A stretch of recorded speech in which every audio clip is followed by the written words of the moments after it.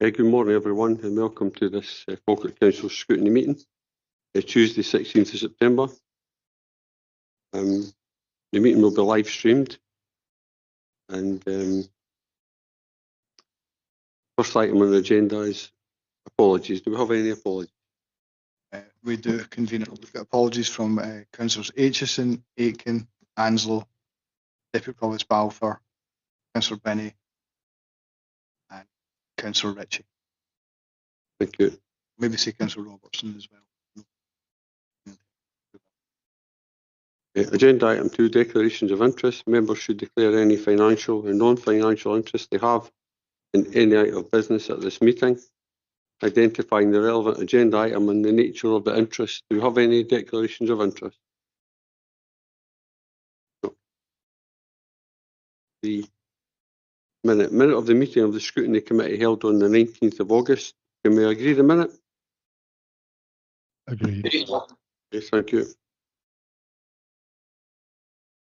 4, rolling action log, pages 12 to 14. We'll go to Mr. Perry for that.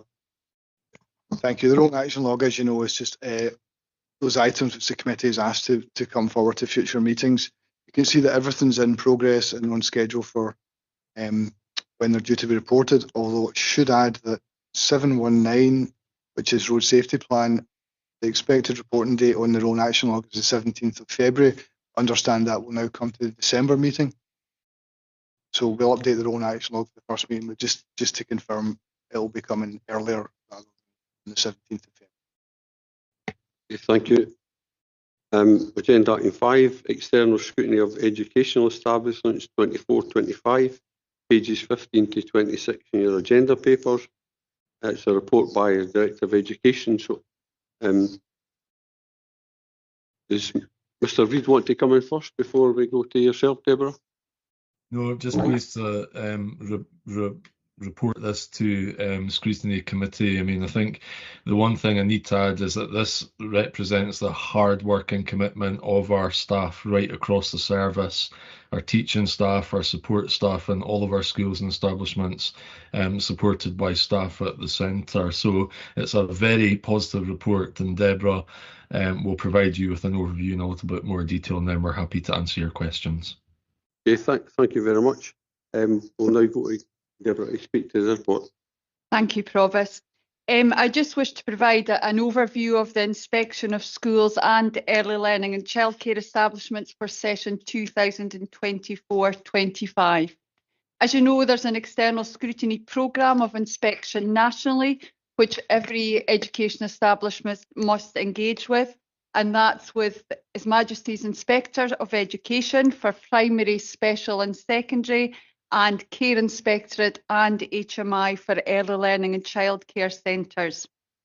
Following any inspection, there's a report produced and gradings on key quality indicators that are evaluated during that process. The 4 reference quality indicators for HMI are 1.3 leadership of change, 2.3 learning, teaching and assessment, 3.1 ensuring wellbeing, equality and inclusion, and 3.2 raising attainment and achievement or securing children's progress in our early learning centres. Evaluations are provided on a 6-point scale ranging from excellent at 6 to unsatisfactory if a grading of 1 is provided. I'll draw your attention to 6.3 table 1, which also references the quality indicators that are used by the Care Inspectorate across a range of 4 key questions. In relation to Falkirk for session 24 and 25 for both HMIE inspections and Care Inspectorate inspections, all establishments achieve good or very good gradings across all schools and early learning and childcare settings. For our Care Inspectorate inspections in early learning and childcare, 100% of the gradings were good or better, and that was across 6 inspections and 30 separate gradings. So 80% of the gradings received were deemed to be very good. In relation to our HMIE inspections across our schools for session 24-25, 6 primary schools were inspected, and that included 4 with nursery provision, and 1 secondary school was inspected. For an HMI inspection, they are either a full model, which grades 4 quality indicators, or a short model, which grades only 2 quality indicators, those being learning, teaching and assessment, and raising attainment and achievement. Of all 20 gradings in our primary schools, they were deemed as good or better, and all 14 of our nursery gradings were also deemed as good or better. All secondary gradings in the 1 inspection were awarded an evaluation of good. I would draw your attention to the appendices at the back of the report, which provide a breakdown of the evaluations received for both primary school and ELC classes in Appendix 2, and for our secondary school in Appendix 3. As John said, we're very proud of the work that the staff and the school communities have done and the central team have done to really look at that drive for improvement through really strong quality assurance processes, through the development of strong leadership at school and central level, and through strong self-evaluation. We continue to work on improvement through strengthening collaboration across our schools with the centre, to look at our quality assurance processes at a local authority and to share good practice. Whilst we're very proud of the evaluations we've received, we continue to strive for improvement and ambition for all our schools and early learning centres. To put it into context from the national perspective, across Scotland, approximately 350 establishments were inspected in 2024-25. Now, of approximately those evaluations, 20% were awarded good or very good evaluations within that 350 establishments. In Falkirk, 100% of our gradings were deemed to be good or very good. In relation to other scrutiny that we are involved with, Education Scotland deliver thematic inspections. We have been involved in 2 this year. 1 to look at our local authority approach to school improvement, which took place in September 24, which we welcomed as a new senior leadership team to really benchmark the positive and important work that was already taking place, which Education Scotland deemed to be effective in demonstrating a clear and ambitious approach to school improvement, and they were content with the areas for improvement we had identified to feel that they were well matched to the needs of the service and would lead to further improvement. 1 further thematic inspection that took place was with one of our high schools with a national focus on literacy and English. No evaluations or feedback are provided for those, but the work taking place in Falkirk contributes to a national report that's produced. To conclude, we're confident we have the capacity to improve through our school leaders, the quality assurance work, the improvement that our data is providing, and we will continue to focus on that across all our schools and early learning and childcare settings in Falkirk. Thank you. Happy for any questions. Thanks very much, Deborah. We'll now open up for questions. I think is Councillor Patrick. Yes, thank you, Provost. Deborah, I just wanted to get a little bit more understanding about the nature of the inspections. You explained that there were 4 full model inspections, they're Monday to Friday, and 2 short model, which are just 3 days. And you've also made it clear that one does 4 quality indicators and another does 2. How do they sort of decide which type of model inspection is going to take place for each school?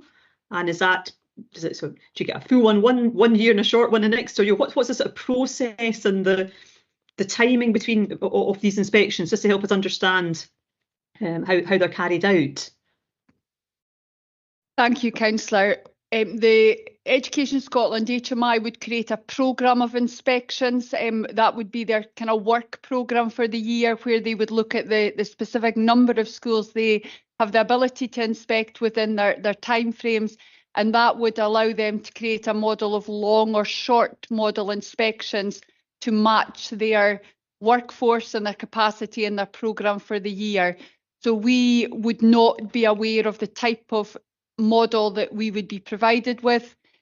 Alongside that, the ambition historically was for every school to be inspected within a 7-year programme. However, at the moment, we are anticipating our next schools to be inspected have probably not been within that window of inspection for approximately 13 years. So we have a good kind of chronology of our anticipated schools to be inspected, but that's the probable timescales at the moment for a return to inspection for any of our schools.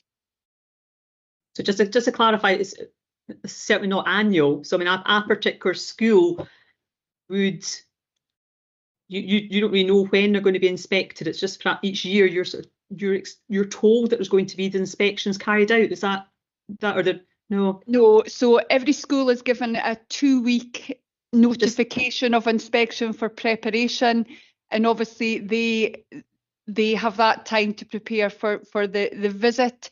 We have a chronology of the schools that have been inspected previously, and Lisa will correct me if I'm wrong, but at the moment the schools that we're anticipating closest to inspection would be those who were previously inspected in 2011, 2012. Right, so it's quite a big gap in between as well, and it's just I don't know if the words are right, luck or bad luck as to whether it's going to be a short or a long one, I suppose. So it's really nothing to do with us, it's to do with the inspectors and their ability. And to be honest, schools often welcome the long model inspection rather than the short, because it gives them the ability to demonstrate that leadership of change, which isn't evaluated within a short model, and the well-being, inclusion and equity, which actually comes across consistently strongly in our schools. So sometimes having that ability to share the whole improvement journey across the 4 quality indicators gives a better indication of the school's improvement and their strengths. But we obviously work with the models that are announced to prepare the schools as well as we can.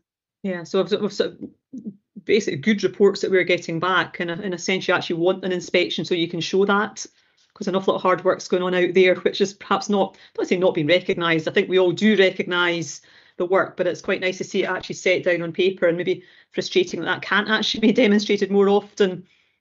To take that forward, but that's helpful for me to understand. I think that's why we try to ensure we celebrate success, celebrate achievement of all our schools internally, and in ways like our standards and quality reports. So ensuring that we recognise that within inspection windows, but yes, that external scrutiny is over quite a long period of time. Yeah, thank you. Before we go to Councillor Flynn, we'll go to Mr. Reid. Thank you, Provost. And just to add, Councillor Patrick, to what Deborah said there, was that all of our schools are continually self-evaluating themselves against the criteria which HMI used in a document called How Good Is Our School? So that's just an ongoing thing that takes place across all of our schools and establishments. So, and that's where the kind of quality assurance procedures in the school and the quality assurance procedures in the centre come into play. So we don't, schools are not left alone, if you like, from one HMI inspection to another. It's a constant cycle of improvement and analysis of data, and working with the teams and the staff at the school just to make sure the quality is where we want it to be. But I'll maybe just bring Lisa McCabe in as well, because the Care Inspectorate inspections of our early learning and childcare centres is slightly different, and that'll just add a bit more depth to your understanding about the inspection process, if that's okay, Provost. Okay, no problem. Lisa? Yeah, thank you, Provost. Thank you, Mr. Reid, and welcome the opportunity to talk to you a wee bit about the care inspection model. It is slightly different. So for care inspections, there is no advance notification of care inspections. These are unannounced inspections, and the programme for care inspections are a bit more frequent. So that is more tied to a kind of risk profile. So when an establishment is inspected within a kind of notional 3-year window, they are on the back of that inspection, they're given a risk rating. Now, our establishments, as you can see from the appendix that you've been provided, are very good. Almost all are very good. So that represents a low risk. So it means that our establishments wouldn't be inspected then for a kind of 3-year horizon. But as we explained, that is a much more, even with that timescale, a much more frequent inspection programme. And the unannounced nature is something that is slightly different in that state of being constantly prepared, as Mr. Reid said, in the same way that schools do. Early learning and childcare establishments and staff within the establishments are constantly using the national frameworks for self-evaluation and are encouraged by ourselves and by their networks to be in that constant state of readiness for an inspection that can happen unannounced at any time. Thank you. Thank you very much. We'll now go to Councillor Flynn. Thank you, Provost. I have 2 questions. The first one is more of a general question, and it really relates to the HMI. It's just that there's 6 different gradings, and I just wonder if behind the scenes, if the HMI is considering adopting a similar system to what they do in England, where there's only 5 gradings, and the gradings are a bit wider with a couple of words rather than just single words. That's just a general question, first of all. But I would say it's really good to see the positive aspects of this report and the real progress that's made. But so that's my first question. Thanks. I can answer. Sorry. Okay, Mr. Yeah, thank you. Thanks, Ross. Thanks, Councillor Flynn. I can answer that. The reality is, you know, that Education Scotland and HMI are going through a period of reform, and the inspection frameworks and the mechanisms for inspection are currently under review, and there's a variety of different partners involved in that review. We've been involved as a local authority in that. We're involved through ADES, involved in various other forums and feeding into that. So I think everything about inspection and how it's conducted is currently under review at the moment. Okay, thank you, John.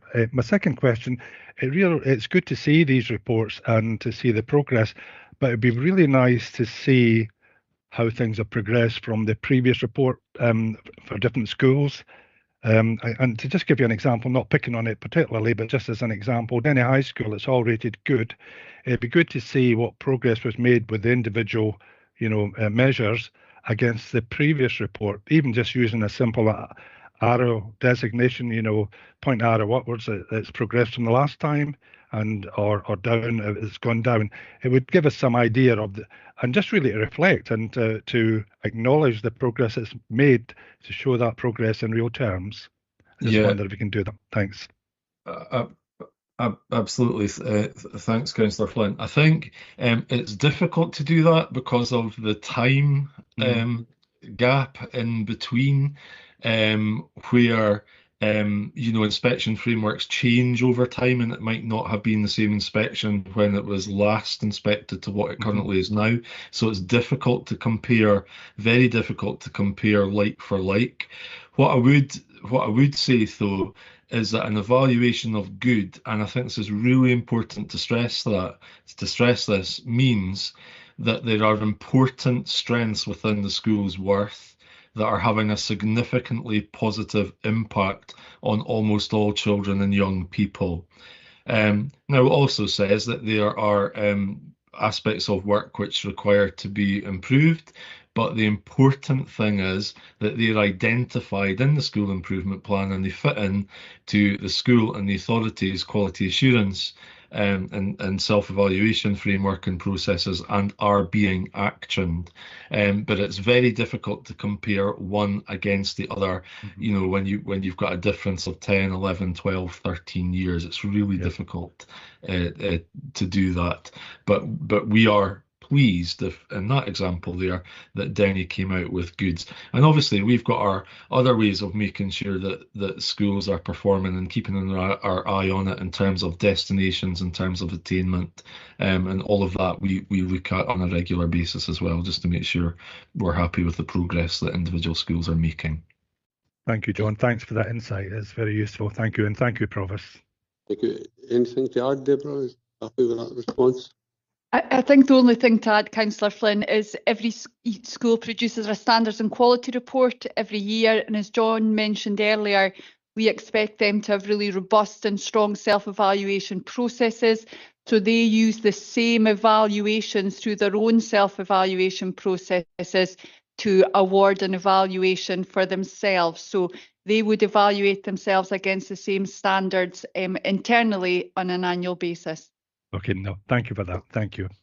Thank you. Thanks, Deborah. We'll now go to Councillor Kelly. Thanks, Provost. I wonder if you'd help me understand in Appendix 1 and 2, page 24 and 25. It's just that I get confused with the way it's worked. First, Bowhouse, we're achieving very good in all sections except staff deployment. So how would we be able to achieve very good with staff deployment? And if you let me go into the last bit, and save you time answering two questions at once. In Antonine, learning, teaching and assessment are only good. How can we achieve very good in raising attainment, achievement and securing the children's progress? Seem contradictory the way that they're done. Or are they saying if we sort these two problems out in Bowhouse and Antonine, we would achieve excellence in these two schools? Thank you, Councillor Kelly. Just the first question in relation to the staff deployment, and you mentioned Bowhouse there, which received a good. Again, I would draw you back to what John has said about good as having really important strengths. I think in particular, and Lisa might want to add to this, in relation to the staff deployment last session, they wanted to ensure that we had a strong professional learning programme for temporary staff. So that came up as an area for improvement for us. So that was in particularly related to the good evaluation that we received there. But Lisa, I don't know if you want to provide any more detail about that specific quality indicator. Lisa? Yep, thanks, Provost. Thanks, Deborah. Basically, Deborah, your understanding is correct. I think we always need to remember that in the case of a care inspection, it is an unannounced inspection, and they find the establishment as the establishment would be operating on any given day. Sometimes there are factors that are out with the control necessarily of the management team on that day. And on the day in Bowhouse, there were a number of supply staff that needed to be engaged just due to staffing absences and sickness, which happens in all of our establishments from time to time. And in their engagement as an inspection team with those temporary staff about their professional learning and development, the staff were not able to really give a kind of strong picture about what it is that they as a team of people were engaged in. So that was reflected in our evaluation. So we had a really useful discussion with the care inspection team, but they underline, and we all recognise this, that they have to report and they have to reflect their findings on that given day. So we always use that information to think about what we do strategically as a service, and we do as a service have a strong professional learning programme for all of our early years staff who are permanent, and we have re-engaged with our temporary supply staff about a programme for them that was actually in place, but on that day, just due to the kind of short-term nature of the people that were deployed, that was reflected in the overall evaluation. But still, a good evaluation is positive, and those learning opportunities and those discussions that we can have between ourselves and with the inspectorate help with that quality improvement agenda. Thank you. Any follow-up, Councillor Kelly? You happy with?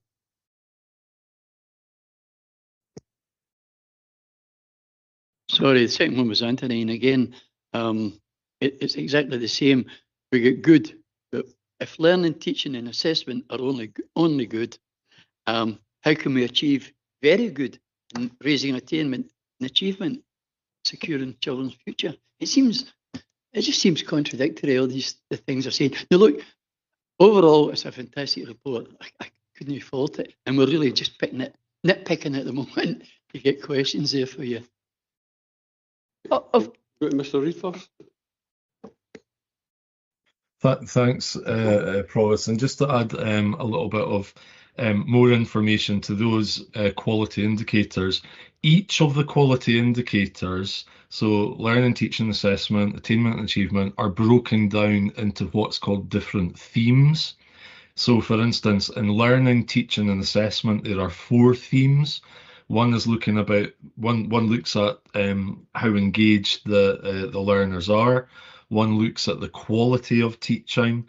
One looks at the effective use of assessment, and one looks at the planning, tracking and monitoring that goes on and what young people are achieving. And what happens is schools will present their take on how they think they are performing in that quality indicator in each of those 4 themes, and the inspectors then go in to the school, have conversations with parents, with staff, with pupils, have direct observations, have a look at the data, and then they come to an informed opinion, bearing in mind that they are in schools across the country, but they will come to an informed opinion about what the evaluation they feel is that should be attached to that quality indicator.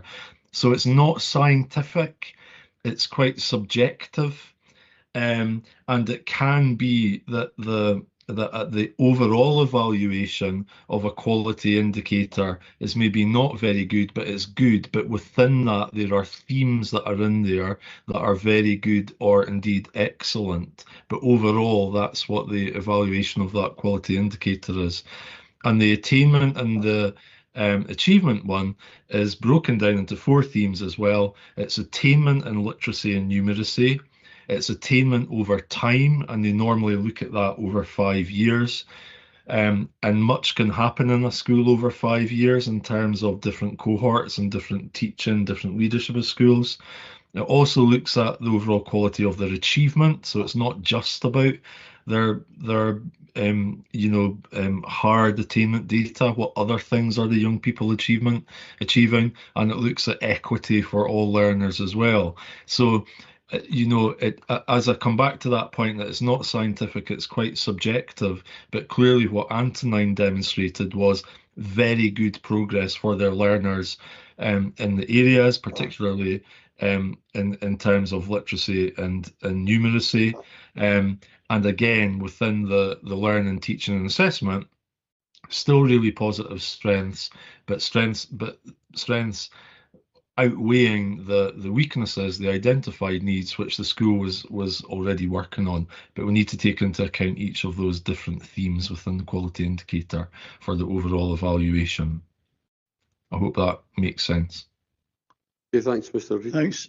Any further comment, Deborah, or are we happy with that? Councillor Kelly? Thanks very much. That's what I wanted to hear. Okay, thank you. Question for me now. At 10.1, it says each local authority was provided with verbal feedback and a written report for internal use. I just wondered,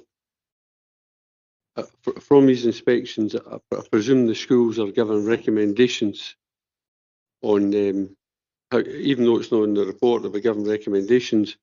So I just wondered, how did he go about carrying out his recommendations, and does the inspector come back to see that these recommendations have been followed up on, and how is that sort of learning shared across the other schools?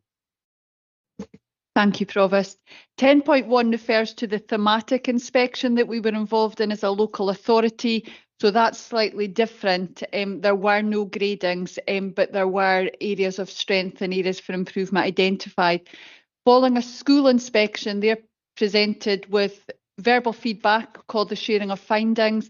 Then they are presented with a letter that's sent out to the whole school community and shared more widely and published on the Education Scotland website that identifies the evaluations, the key strengths of the school and the agreed areas for improvement that they will discuss with the school leadership team at the end of the inspection process. A more detailed document is provided called the Sharing of Inspection Findings, and that's a really rich document that allows the school really to reflect on the process, to hopefully resonate where they see themselves as a school.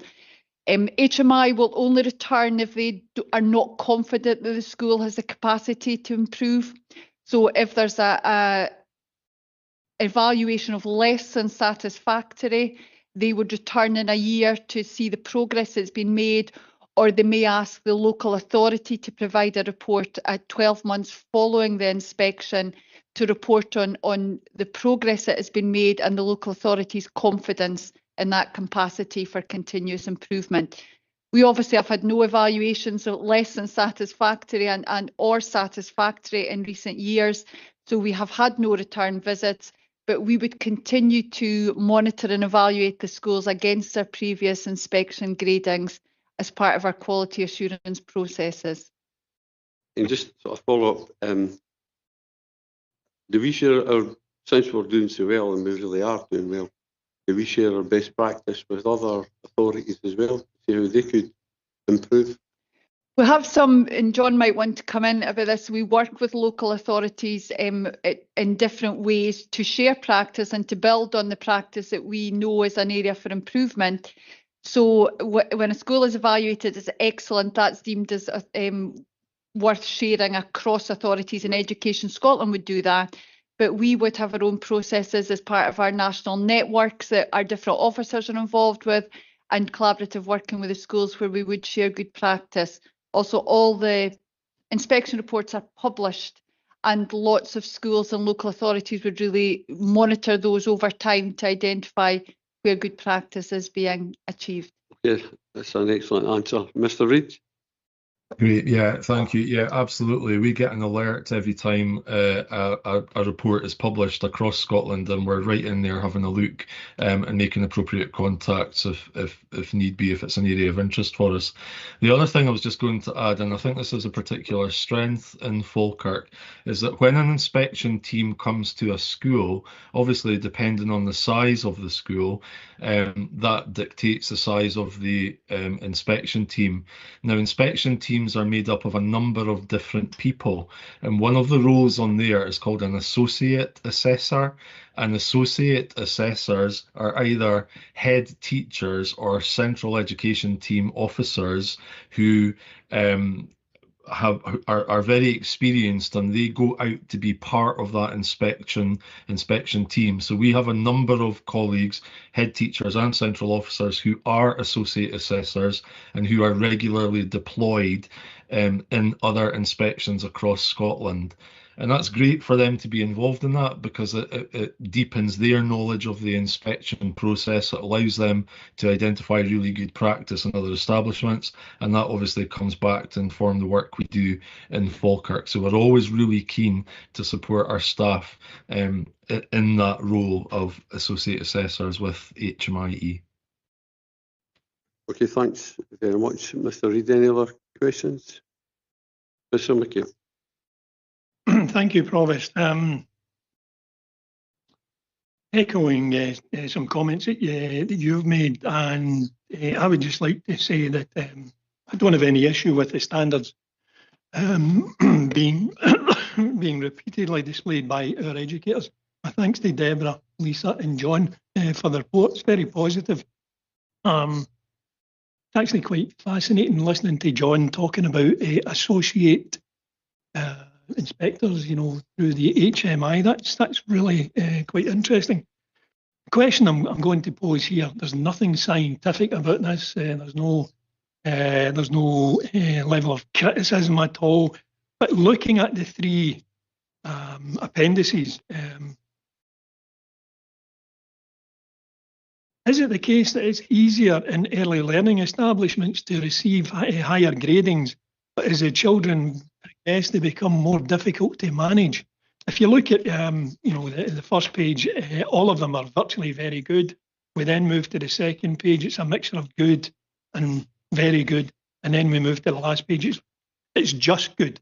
And by the way, don't take anything from just good. Just good, I think, is excellent. Or is the care inspectorate way of grading establishments a wee bit easier than HMI? Because it was the care inspectorate who produced the first results of the first appendix, where it's the HMI who produced the second two. Nothing scientific about it, John. I'm just looking for a wee bit of background information, Provost. Curious. Deborah? Thank you, Councillor McCabe. I think I would say there's absolutely no correlation between the children's engagement or the children's behaviour that is resulting in less inspections as we move through school. I think it's important to note the care inspectorate are focused on the care that we provide, and that can be in relation to the staff, the leadership, the facilities and our care, play and learning. So there is a different focus, you're right. We're measured against different standards. I'm not saying they're less robust, but certainly it is a different process. I think there's lots of different contexts to consider, as John mentioned earlier, the complexity of our organisations as we move through schools, that variation in leadership, the context, the cohorts of pupils. But regardless of this sector, we will continue to aspire to the best possible standards we can get.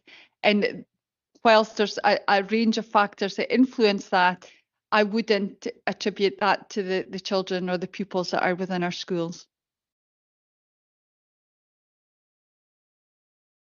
Absolutely brilliant answer. It was exactly as I had down here, Provost. Thank you, Deborah. That was wonderful. Thank you. Thanks very much, Deborah. Just an observation. It's like if you're running 100 metres and you do it in 9.9 seconds, it's very difficult to keep it there, and it's to get even a small improvement is very difficult. So where we are here, we're doing really good, and trying to keep that standard there must be quite difficult. And trying to make, because you must reach a point where you almost sort of plateau, and you're feeling like, how do we get a wee bit, how do we make, but even just keeping it there would be phenomenal. So that was just an observation, and we'll now go to Councillor Sinclair as a portfolio holder for education. Thanks, Provost. I don't intend to say too much, but perhaps using a similar analogy to yourself there in terms of athleticism. I'm not particularly athletic myself, but we'll go there. This is a marathon, not a sprint, I suppose. The education service in Falkirk has been on a journey over the last 7-8 years to get to the position that we're in now. And what I take from these reports from both the Care Inspectorate and HMI is that parents can take confidence from the fact that the standards that their children and young people are receiving in our schools and establishments across the district is of a good quality or very good quality, and in some spaces excellent quality.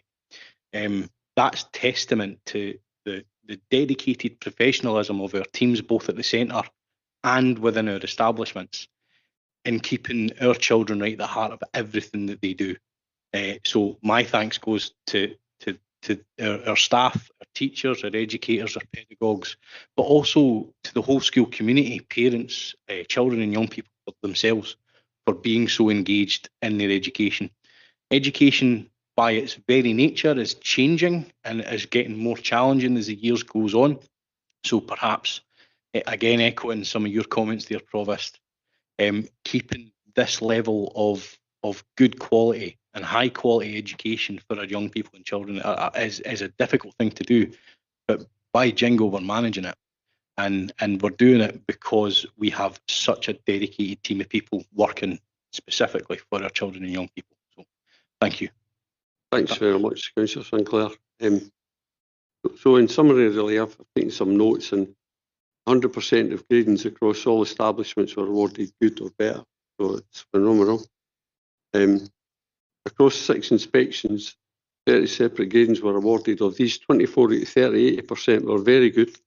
This represents consistently strong performance across all areas of practice across both early learning and the schools.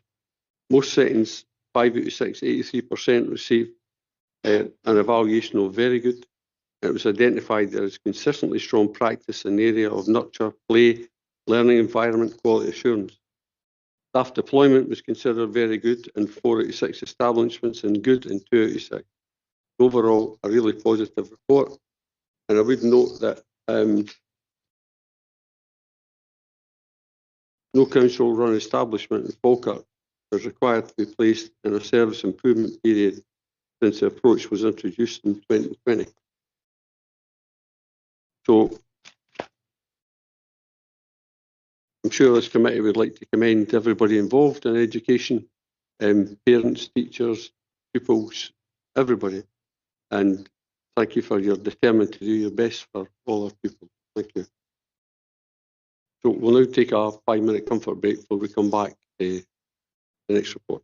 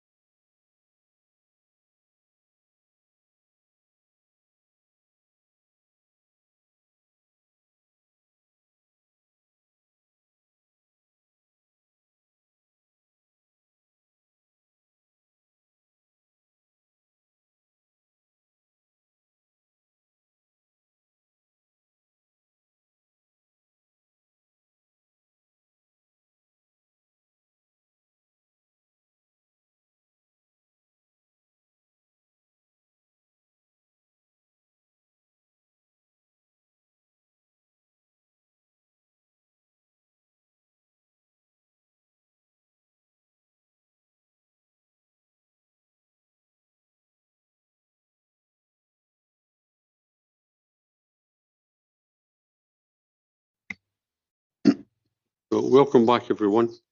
We'll now move to agenda item 6, following the public pound community development, and it's pages 27 to 45 in your agenda papers, and we'll go to Crawford Bell to speak to the report. Thank you.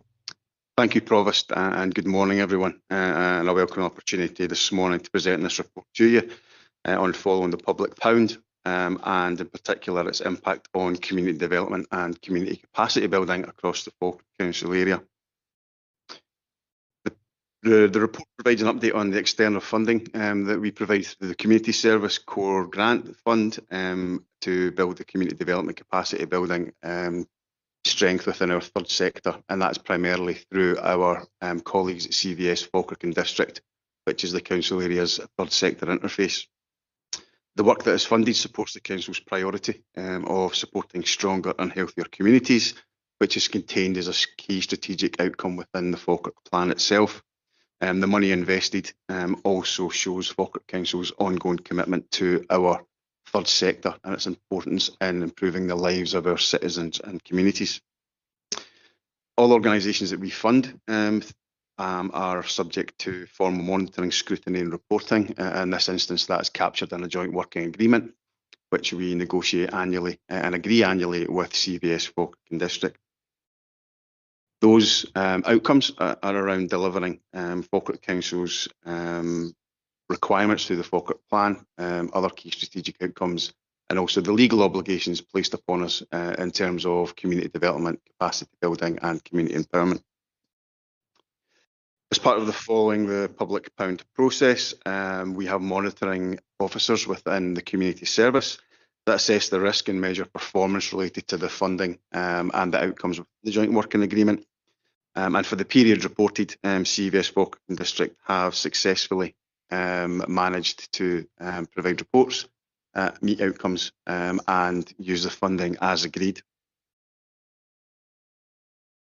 The reporting statement attached as Appendix 1 from CVS Falkirk and District provides a summary of the services and activities funded by Falkirk Council.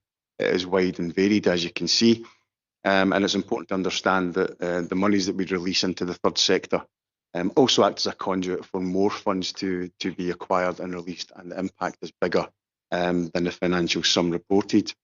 The core funding provided to CVS Falkirk and District over the year 24-25 was the same as it has been in a number of previous years, and that was just slightly under £73,000 per annum.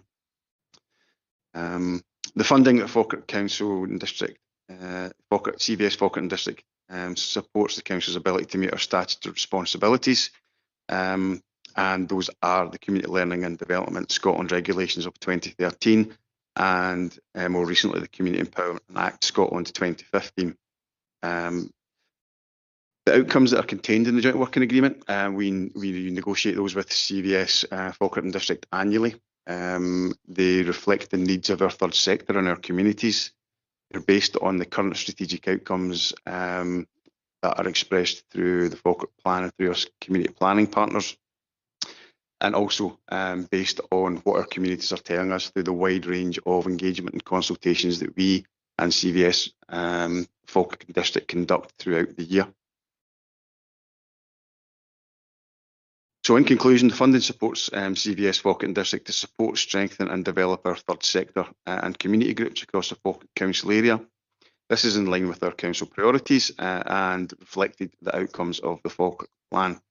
And we ask committee to consider the report and determine any future reports or information they may require related to this report.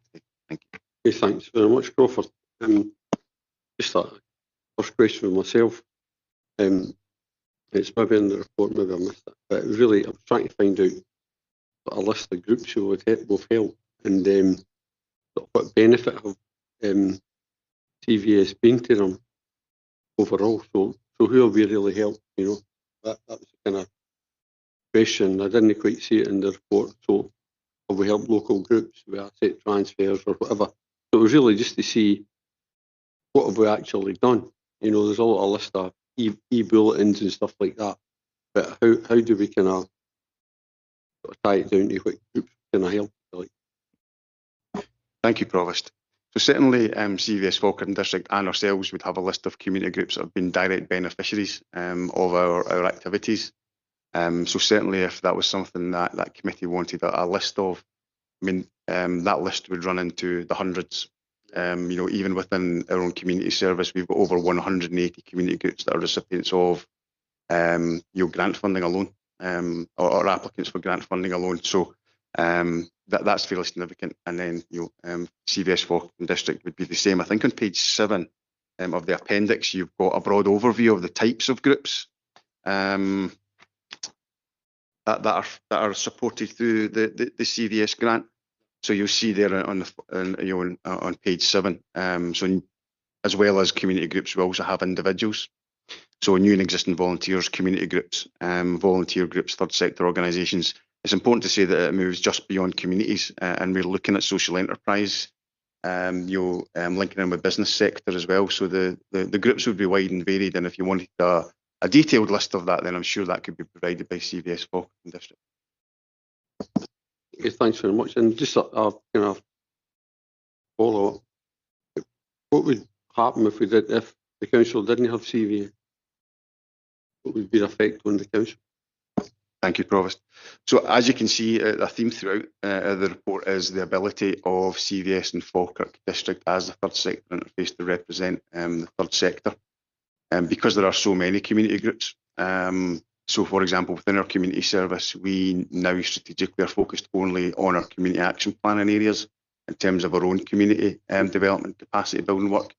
So in terms of the support for the wider third sector community groups and our responsibilities around the capacity building, the ability to commission that level of support and that level of expertise through CVS to support the third sector is invaluable. If that didn't happen, then, for example, as you've said, groups that are seeking community asset transfers, groups that are looking to build, perhaps groups that are looking to replicate what has traditionally been done by the council, then that would have an impact.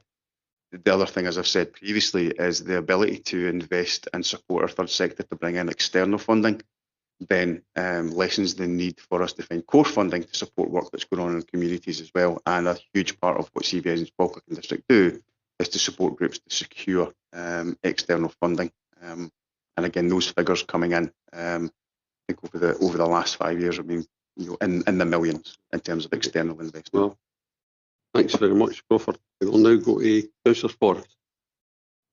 Thank you. Thanks, Provost.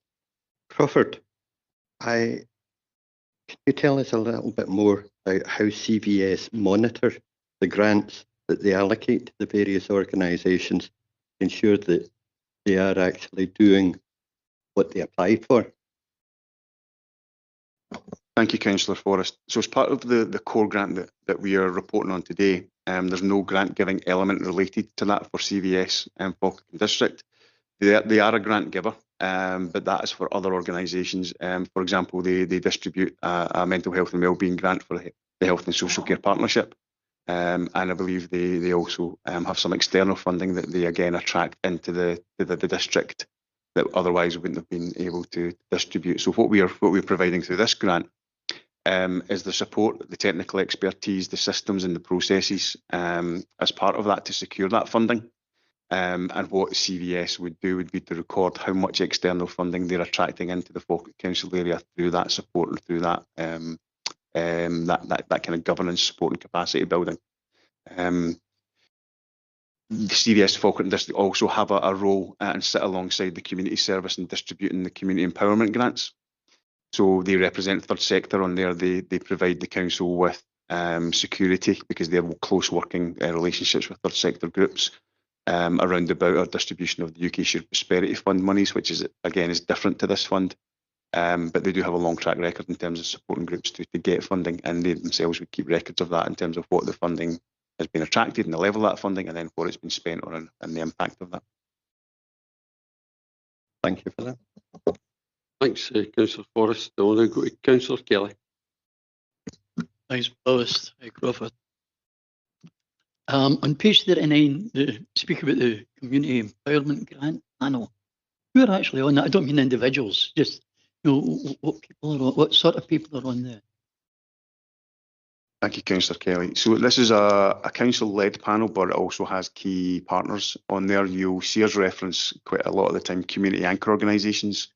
So on that panel, CVS would be represented. We would have colleagues from the Falkirk Foundation, big third sector organisations across Falkirk Council, and we have colleagues in place as well. So it's wide and varied, but there are third sector representatives on there. There are key stakeholders represented on there from, for example, Citizens Advice Bureau have previously sat on that panel. So there are independent representatives on that group as well as council officials to ensure that when we assess those grants, we have as much knowledge as we can, not only from the application, but about the groups themselves. And we come to a collective decision. And we have a collective scoring system that we've agreed that makes it fair, independent, transparent in terms of who's awarded grants related to the criteria of those empowering community funds. Thanks. Second question, it's probably two goes into one. Page 41, the HSCP provide £87,376. What's that used for? How much of it comes from, take it all comes from Falkirk Council? And, well, yeah, if you, that bit first. It does, yeah. So the Health and Social Care Partnership funding is around about Mental Health and Wellbeing Fund. So that money is there to support mental health and wellbeing work across the Falkirk Council area. And Health and Social Care Partnership have an officer that looks after that grant and manages that relationship with CVS on behalf of the HSCP. Thanks again. And the next page 42, some of the reserves seem quite high at 28% of the operation costs. Why are they being held at that level when partners such as the SSHCP are having to make cuts in their budgets? Thank you, Councillor Kelly. So there will be a minimum requirement for CVS Falkirk within their constitution in terms of what level of reserves that they need to maintain.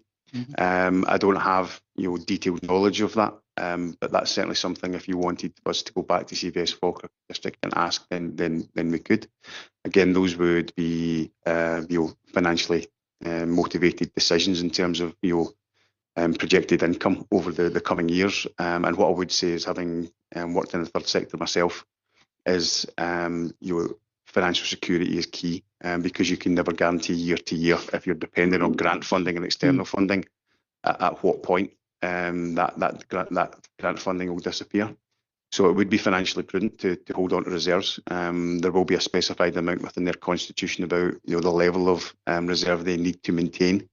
But also, like I say, financial prudence to say we never know what the future will hold, particularly for third sector that are financially vulnerable. Then I would make an educated guess that is the reason for the level of reserves. Okay, thanks very much. Rose. Any other questions? Councillor Forrest. Just one quick one. In the last year or so, the workload that CVS has got regarding the community asset transfers and the strategic property review will have undoubtedly have increased. What percentage of their work is currently community asset transfer related? Thank you, Councillor Forrest. You'll see from the report, and it's another fund that we hold within the community service. But you'll see there in 23, 24 and 24, 25, two figures around about the £160,000 mark, which is UK Shared Prosperity Fund monies labelled Empowering Communities. That is another joint working agreement that we have with CVS Falkirk and District that allows them to support community asset transfer groups with the governance support related to community asset transfers, so business planning, legal advice or sourcing legal advice. And changing constitutions from perhaps what was a constituted charity into a two-tier scale. So there has to be a change in governance structure for them to allow them to become a community asset transfer group. So all that support has been funded through the UK Shared Prosperity Fund and through CVS Falkirk. They have also been independently of community service working with our colleagues in place services as well, to provide support to community asset transfer groups. So it has been a significant piece of work and a significant contribution from CVS Falkirk and District. I would have to say, and if I'm allowed to say, that between ourselves, Police Services, and the third sector, including CVS Falkirk District, it's been a very unique approach and ultimately a very successful approach to community asset transfer, and does show that that partnership approach works for our communities and for our citizens. Thank you for that. I can only agree. I know people in other local authority areas who look at our success here and they're green with envy. Any other questions?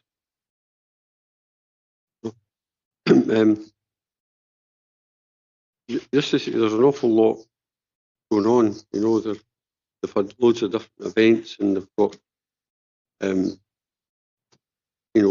new volunteers, software awards, etc. Do they have a website where you could go on and perhaps see if they've had an event, how successful the event was, or is that too subjective? You hold an event, and how do you measure how successful that event has actually been? Some of them it's very difficult to judge, and you're just kind of holding the event to try and share information. But I just wonder, is there anything where how do you evaluate how well they're doing, if you like? Thank you, Provost. I mean, I think my initial response is welcome to the world of community work, where a lot of what we do is qualitative in terms of the evidence that we provide. So in terms of the events and in terms of the impact it's having on our communities and those groups, a number of that would be through case studies, or a number of or the evidence we provided would be through participant statements. And I do know that CVS Falkirk produce reports on events.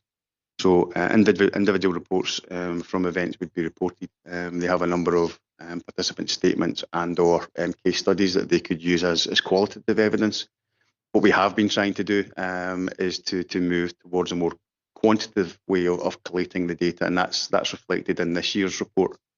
Further improvements and progress will be made on that on next year's report for the current level of funding, where we recognise that balance between qualitative data and quantitative data needs to be apparent. So the numbers, the statistics, and the impact. But if you go onto the CVS Falkirk District website, it is a good website, and there's a number of resources on there. But anything in particular around about reports, or if you wanted to see examples of those, then I'm sure that we could provide those. Where is the CVS office of it? In the forum? Yes, it's up by the forum, so it's in Calendar Business Park. That's where their office is. But obviously their reach is wide and varied right across the council area. I certainly know. I've had to ask them for help a couple of times with community groups drawing up constitutions and things like that, and they were most helpful. They would sit down and go through it and saying, well, you need to change this, you need to change that. So if you're looking to become a charity or whatever, you get the best advice ever for them. So if a wee bit of feedback from me would it's excellent for community groups trying to help. So if they were asking me for a review, there you go. That helps invaluable, because a lot of people just don't know where to go, don't know where to start. Agreed, and that's why we continue to invest in CVS Falkirk District and in our third sector more widely. I would say as well that within in this financial year, we've given CVS Falkirk District money to invest in a system called Orca, which is a self-assessment tool for community groups in terms of their governance and their structure. So again, this sits online, and CVS Falkirk District provides support to community groups to do a self-guided journey to get themselves to the place where they are properly constituted and their governance is strong. So that will be reported next year. But those continued investments and continued improvements in our third sector are apparent through that investment in our colleagues at CVS. I think that's vitally important, because a lot of groups fail because they've not got that strong governance in place, and that guidance is valuable. Same with the funders fair, I've been to that a couple of times, and it's great to see. Yeah, if you're looking for funding, just wander around. I think it's a great event. So there's an awful lot that gets done. And it says there are 1,000 volunteers engaged during Volunteers Week. That's phenomenal. And it says they have a volunteers award night, if you like. And where is that about? Because it'd be nice to pop along to that. I believe it's in the Shire Grange Hotel, so it would be very nice to pop along to that. It would do. And what I would say, I mentioned earlier around about the social return on investment. You know that there has been work done to say that for every volunteering hour that is provided, that's the financial equivalent of £12. So if you take those 1,000 volunteers at £12 an hour, and then you calculate that into a financial amount, and then if you look at the breadth and scope of the work across our communities that the council is investing in, it runs into the millions in terms of the financial value of that from what is a relatively small investment. That's part of our work, is to progress to that point where we can kind of capture that impact and report that more effectively. And just a final point is, where did they get the rest of their funding from?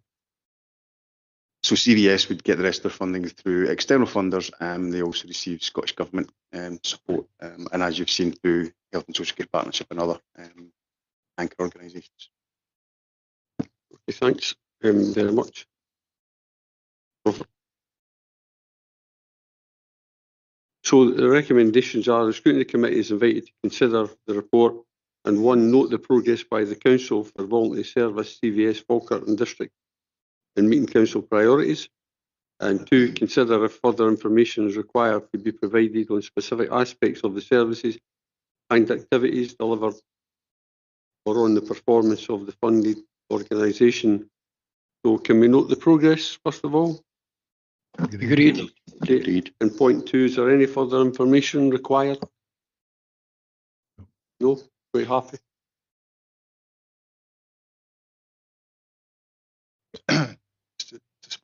To spoil the moment slightly, I think you did ask just for information on the level of reserves and possibility if I was able to list those organisations helped to give a snapshot of that as possible. That's what came up during the meeting. Are you still content to ask for that? Yeah, I think so.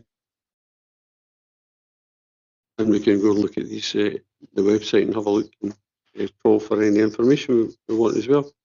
But overall, you know, an excellent report, and it highlights everything that CVS do. And as I think it's Crawford says, without it, you know, if we try to set up an organisation like that ourselves within the council, it would cost us millions. And the benefit they're having to all the local communities is immeasurable, really. And sometimes it's difficult to quantify. So well done, CVS, and keep up the good work. Thank you. That ends the Scrutiny Committee meeting, and we'll see you at the council meeting at 1 o'clock.